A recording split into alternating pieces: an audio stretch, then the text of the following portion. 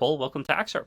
Thanks for having me on. Looking forward to talking. All right, so the first topic I want to talk about is this idea that AI might pose some kind of existential threat or an existential risk. And there's this common definition of existential risk, which is like a risk of something happening that would like incapacitate humanity and limit its possibilities for development, incredibly drastically in a way comparable to human extinction, such as human extinction.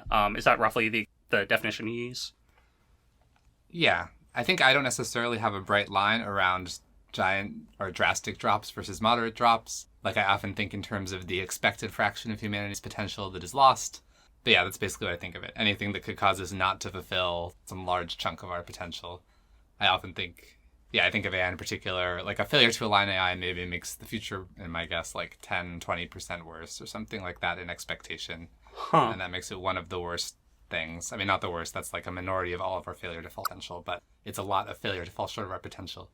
You can't have that many 20% hits before you're down to like no potential left. Yeah, when you say a 20% hit to human potential in expectation, do you mean like if we definitely failed to align AI? Or do you mean like we may or may not fail to align AI and overall that uncertainty equates to a 20% or 10 to 20% hit? Yeah, that's unconditionally. So I think if you told me we definitely mess up alignment maximally, then I'm more like, oh, now you're looking at a pretty big, close to 100% drop. I wouldn't go all the way to 100. It's not like literally as bad probably as a barren Earth, but it's pretty bad. Okay. Yeah, supposing AI goes poorly or there's some kind of existential risk posed by some kind of, I guess, really bad AI, what do you imagine that looking like?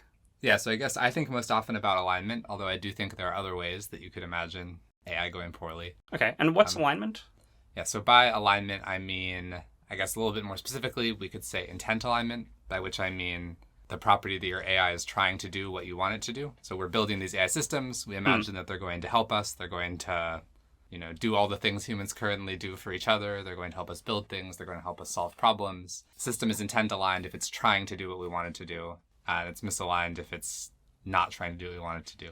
So The stereotypical bad case is you have some AI system that has sort of working at cross purposes to humanity. Maybe it wants to ensure that in the long run, in the long run, there are a lot of paperclips and humanity wants human flourishing. And so the future is then some compromise between paperclips and human flourishing. And if you imagine that you have AI systems a lot more competent than humans, that compromise may not be very favorable to humans. You might be basically all paperclips. Okay, so this is some world where so you have an AI system that's like, the thing it's trying to do is not what humans want it to do. And then not only is it like a typical bad employee or something, like it seems like you think that it like somehow takes over a bunch of stuff or gains influence. Like how are you imagining it being much, much worse than like having a really bad employee today? I think that the bad employee metaphor is not that bad, and maybe this is a place I part ways from some people who work on alignment. And the biggest difference is that you can imagine heading for a world where virtually all of the important cognitive work is done by machines. So it's not as if you had one bad employee, it's as if like for every flesh and blood human, there were 10 bad employees. Okay. And if you imagine a society in which like almost all of the work is being done by these inhuman systems who want something that's significantly across purposes, like it's possible to have social arrangements in which their desires are thwarted, but like you've kind of set up a really bad position. And I think the best guess would be that what happens will not be what the humans want to happen, but what these like greatly outnumbering systems want.